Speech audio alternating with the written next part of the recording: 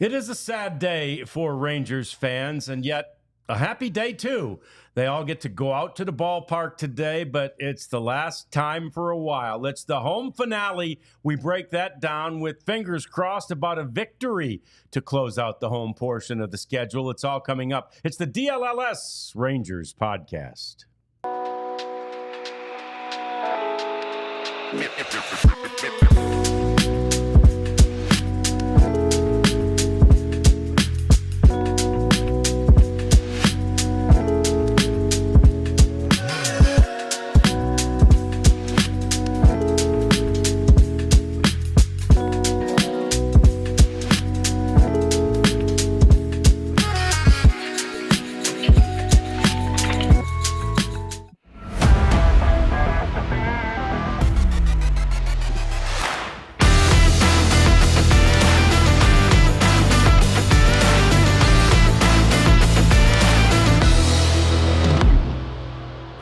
It is the last time this season that you will be able to see the Texas Rangers in person. Of course, we'll be here for the last road trip of the year as well, but this is the last home game of the year, number 81 of the season. John Radigan here with Abby Jones. Jeff Wilson already out at Globe Life Field. Jeff, I was out today, as you know. We saw each other at the John Blake Shindig, and we'll have more on that in a few minutes.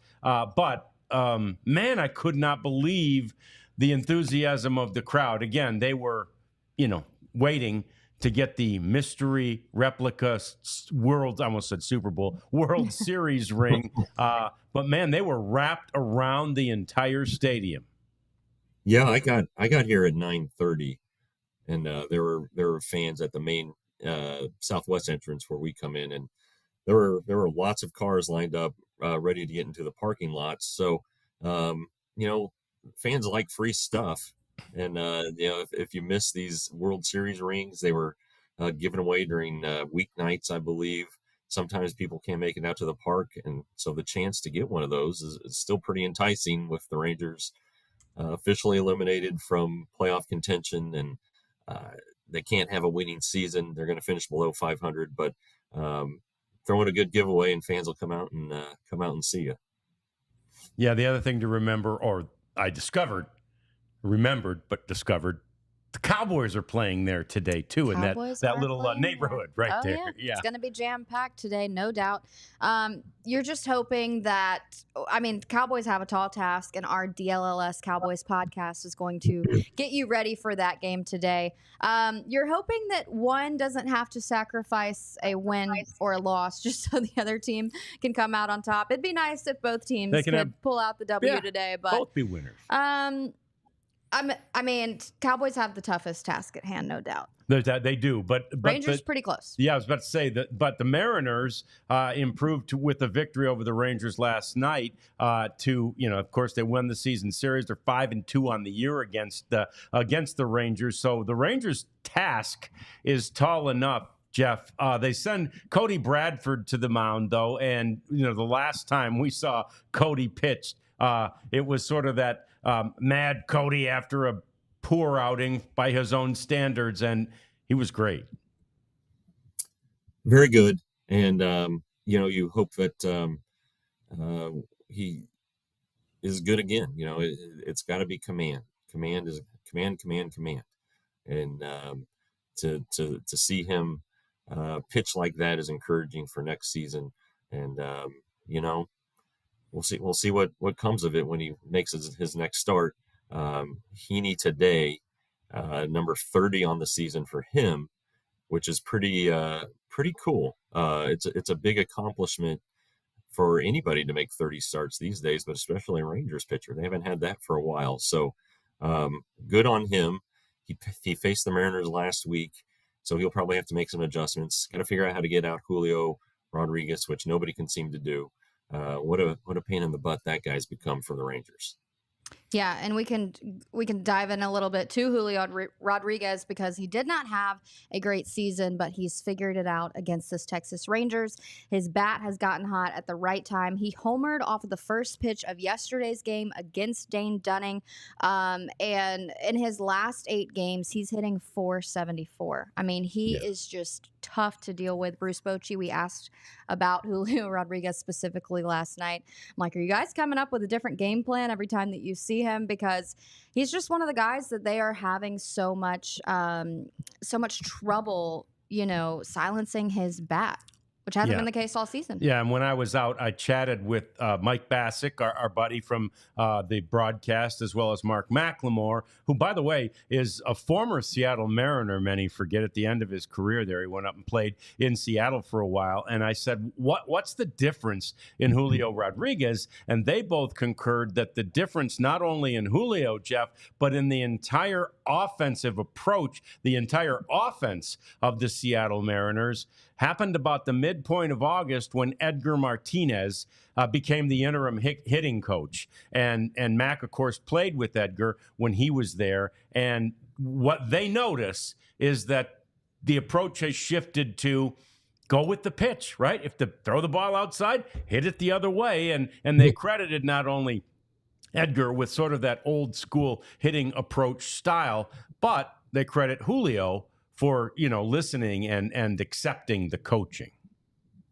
Well, then good on Julio. A young player. I think he realized after a couple of really good seasons that he does not have it all figured out, and that the league is gonna, hit you in the mouth. And this might be the first time he's really struggled as a professional, and he was probably open to hearing some help. A different voice can make a world of difference. And when it's somebody who, is in the Hall of Fame, you're going to listen to that guy. And as obviously an icon in Seattle sports history, one of their greatest players ever, probably a notch below Ken Griffey Jr., but you can look at their numbers and see some pretty, probably Martinez. I don't know this off the top of my head. I would guess Edgar Martinez has a higher career batting average. But during this Mariners' best seasons, it was those two and Alex Rodriguez. And so Julio Rodriguez could use all the help he can get, and he has gone the other way a lot in this series. 2 of his home runs have been to right field. Mm-hmm. And the Mariners do have a lot at stake. They've won 11 of their last 16 games. Entering Sunday, just 1.5 games back from the Twins for the final wild card spot. Minnesota does have the head-to-head tiebreaker, though. But, these teams, I mean, they destroyed they didn't destroy, but they took the Rangers' chances last year. I mean, you're hoping that the Rangers can get a little bit of payback here today before the Mariners head out to Houston. Yeah, we've talked about that before, that the spoiler role is something that these players relish, if for no other reason than they are so competitive each and every game. They go out to win each and every game. So if that does offer, some sense of spoiling what the Mariners are trying to accomplish, then the Rangers won't have any problem with that. By the way, the Tigers, as we know, are also in that mix, a little bit ahead of the Mariners as well. And the Twins are doing everybody a favor. I should say the Red Sox are right now, beating the Twins 6-1. So these playoff races are getting really fun to watch. That bottom of the wild card race among them. Jeff, yesterday we got the news, fairly late in the day that Max Scherzer was not going to be able to pitch. Abs and I were there chatting with Boch during his pregame session yesterday. And, by now everybody knows, but, Max woke up with a hamstring and just called and said, I'm not going to be able to go. Does this signal, obviously they have to use the injured list for him. They have to have pitchers. So it signals the end of the season for him. Does it signal the end of a career? We talked to him today, and he sure doesn't sound like a guy who's about to retire. He this is just a blip. He thinks, he said he thinks he could pitch Tuesday with this, but the way the numbers were, the bullpen being short, the Rangers needed a pitcher and couldn't afford to wait. So he ended up on the injured list. But no, we talked to him about next season, and he said, I'm healthy now. The arm issue, the nerve issue is manageable. And he said, if I can have a full off season knowing what it is and how to deal with it, I'm gonna be ready to go for somebody in 2025. He wants it to be the Rangers, but there are some obstacles there. I don't know that his re-signing him is a priority. I think Nathan Eovaldi is priority number one on that front. And the Rangers haven't closed the door on Scherzer.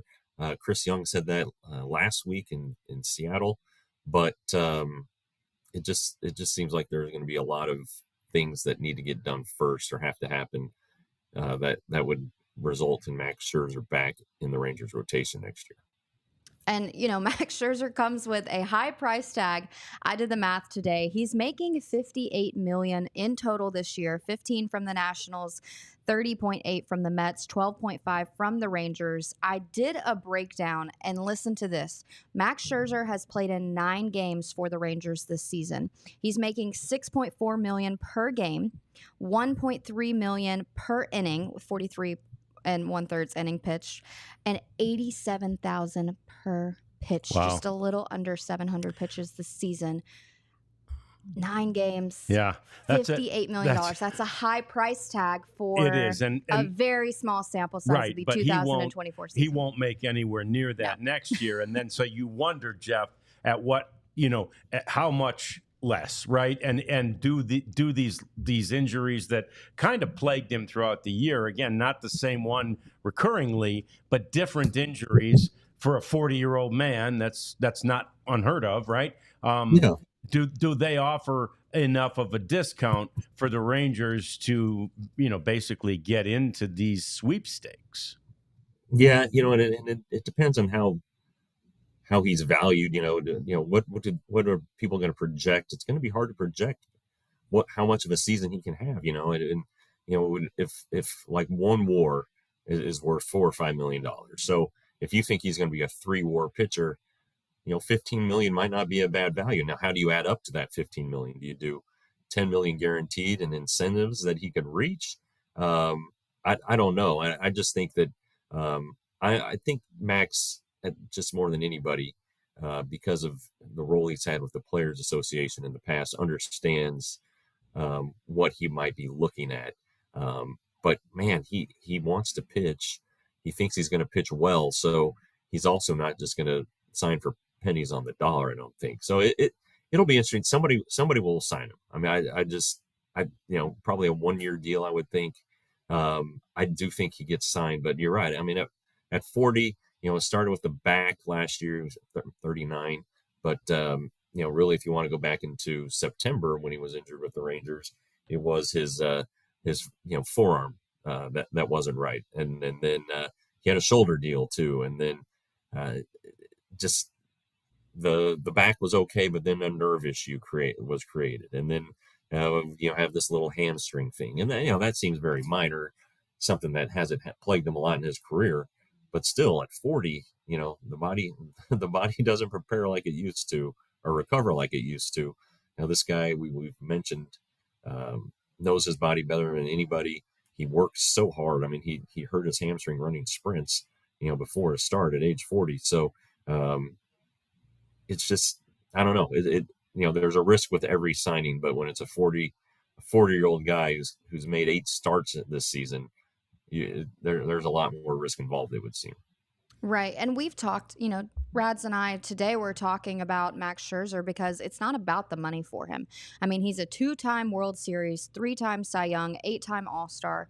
He is going in the Hall of Fame. It's not like he has anything left to prove. So you do kind of wonder what his factors are, and considering, the best option to play next season. I do think that he would like to return to Texas if that opportunity presented itself. Well, he seems to really love Texas, love the team, love the media, love the clubhouse vibe.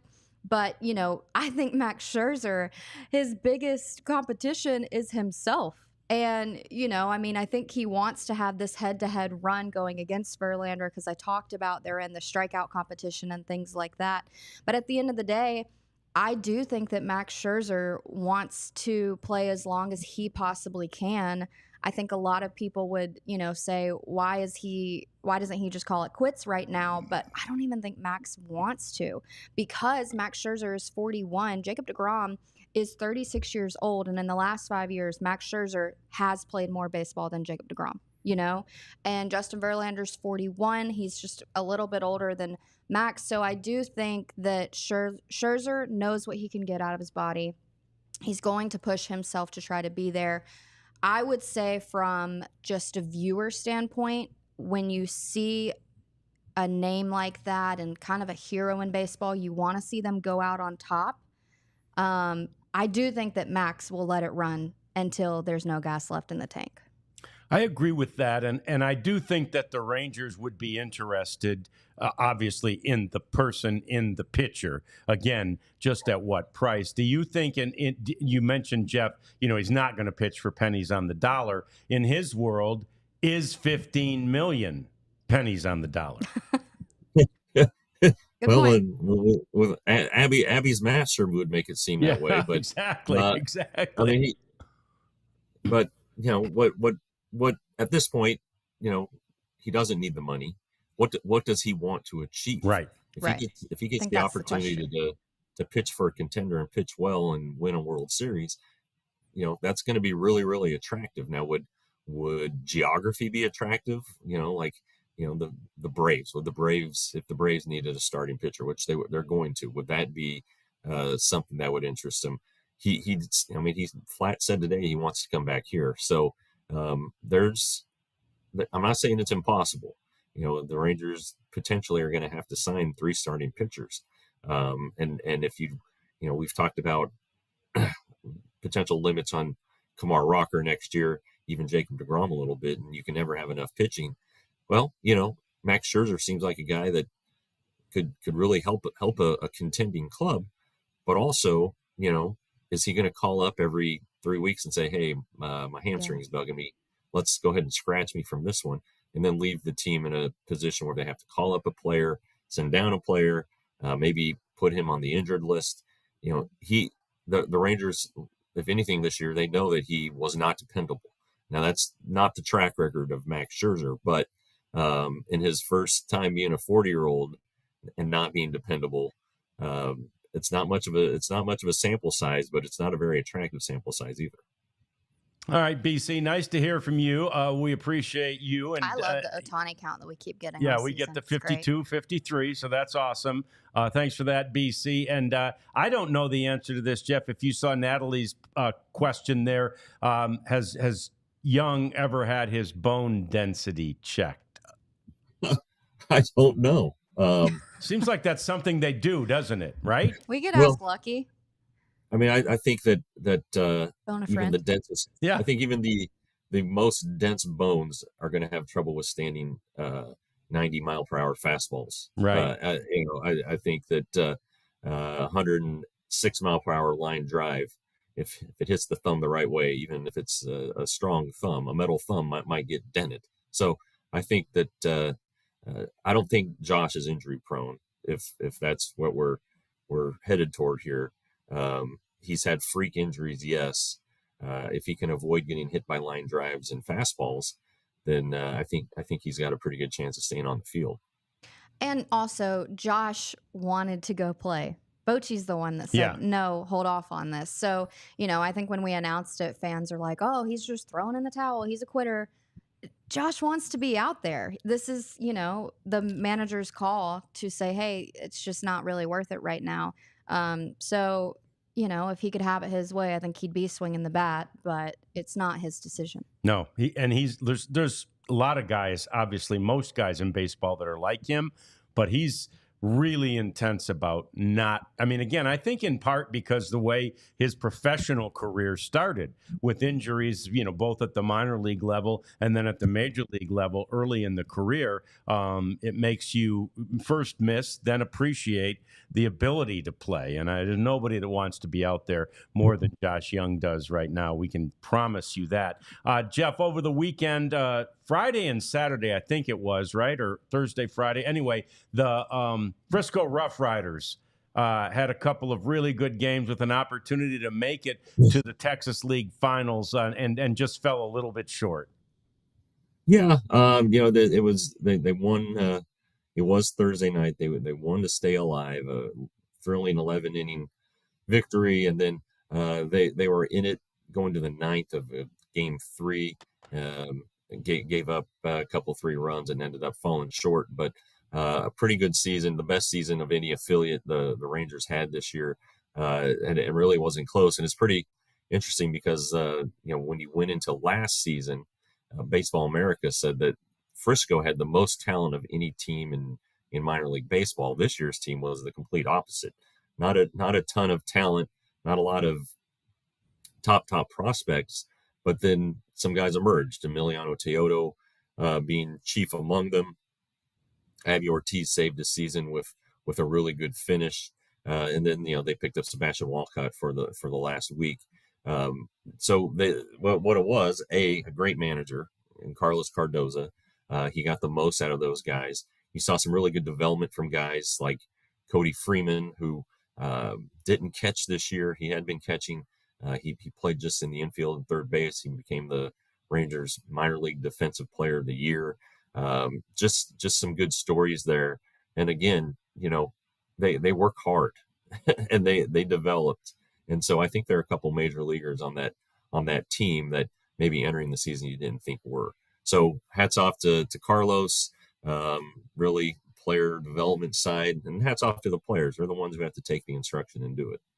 Yeah, and Abs and I had a chance to meet, actually, I think we'd met a couple of them, but chat with the award winners yesterday at Globe Life Field. And, to Jeff's point about they might get to that stadium and play at that level, boy, they were wide-eyed. There was like a twinkle in their eye. Yeah, it was. They were like, okay, I'm coming back here. Yeah, no, it was really cool. And they, they're so polite, and they're just like little... I don't know. It's the media is a new thing to them. So they were like, yes, ma'am. Yes, sir. Thank you so much. I appreciate it. I'm like, man, can we talk to these guys every day? No, all of the Rangers are great, but it really is so special to talk to minor leaguers because they're so close to their dreams coming true, and you can just feel the ambition and the drive there. But we will have a lot more coming on the minor league awards soon. Like we said, we did talk to them. We have some great sound for you guys, so that'll be in an episode soon. But we are going to close out the rest of the Rangers season before we get into that. Yeah, before we dive into that, but the future, suffice it to say, looks very bright. And again, the Rangers, Double-A affiliate was right there on the brink of possibly having an opportunity to play for the title, which, look, like Jeff said, they accomplished so much as it was in a year when the pundits and the predictors and the prognosticators didn't think that they were going to have that opportunity. So really good to see the minor league system still intact. They didn't have to take any of the top prospects out of the system. So really good, really fun to chat with those guys. All right, as it is for this final home game of the season, Jeff, they had a sellout last night, 39,000. They'll have a sellout again today at right around that figure. There's a feeling, isn't there, among the players when there's that much energy in a stadium? Yeah, there is, and they don't. They want to go out and be professionals and win a ball game. They appreciate fans coming out, fans supporting them. They hear the cheers. They do. I think they probably hear the boos on occasion, though there haven't been a lot of those. But you see, Adolis Garcia really feeds off of the crowd. He's having a good homestand. Wyatt Langford is as well. They've kind of had some misfortune this weekend, especially with their pitching situation. Scherzer scratching and then throwing Dane Dunning into the mix, and Jack Leiter not pitching as well as people had hoped. But nevertheless, they're still out there, and the attendance this year has surpassed last year, and you can probably expect that coming off a World Series, but to still come out this strong on an NFL Sunday with the Cowboys playing next door, that's pretty good. And I don't care if there's a giveaway or not. I think the crowd would have been really good. regardless. Yeah, I think it would have too. I agree with that. And it is, when you bring up Leiter, it's somewhat instructive to know that when we were talking about yesterday, he was like, yeah, I think this injury situation now will probably give Leiter an opportunity to start. Was there any update on that today from Boch? There wasn't. It was kind of an abbreviated media session, but if the choice is Jack Leiter or Dane Dunning, it's a no brainer. You go with Jack Leiter. I mean, if you absolutely positively had to win a game, you might go with Dunning, but Jack Leiter's a big part of the future. He's the guy that you spent almost $8 million on when you signed him in 2021 with the second overall pick. You can't miss with the second overall pick. You got to let that guy, give him every opportunity, let him develop before you have to say something like, all right, he's going to be a closer or something like that. You don't want to do that just yet. And, this is his third professional season. It's not like he's been playing since, 2015. He's still very young.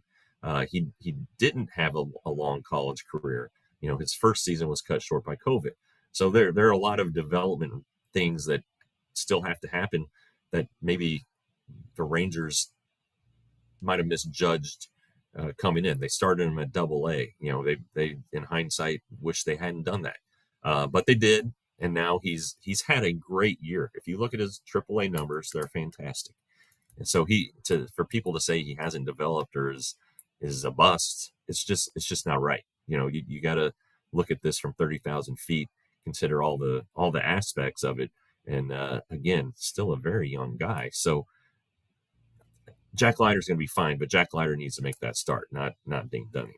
Sure, absolutely. So I took a swim through Globe Life Field on the way to the studio today. Saw a bunch of old friends. Tom Grieve, Tom Schieffer, T.R. Sullivan, our mutual friend, was there as we all kind of said so long to John Blake, which, next year we'll still probably see him every day. I was about to say. Yeah, we'll still probably see him every day next year, but he's retiring officially, going to serve as a senior consultant for the team. Guy's got baseball in his blood. Your thoughts just about the morning we were able to spend sort of honoring John, but then your relationship with him over these 17, 18 years you've been working with him, Jeff. Yeah, nobody expects that he's going to retire. Yeah, that's the main takeaway. I mean, he's slowly been pulling back. He hasn't done any road trips this year, leaving that to Rich Rice and his crew. But no one is like saying goodbye to him forever today. We'll be seeing John real soon. I'd be shocked if he wasn't at opening day next year. He'll be there. I remember him back when I was on the copy desk for the Fort Worth newspaper. He would call in and give us heads up on things. If something was about to break and he couldn't find a reporter, he would call and make sure we knew and try to track that down. And I mean, that dates to the 1990s.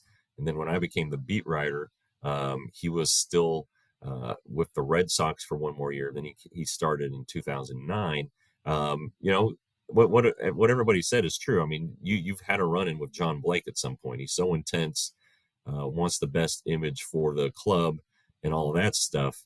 But he also knows a ton about the team's history. He's been, personally, he's helped in transitions and careers for me and other people. So, he's going to be missed for sure.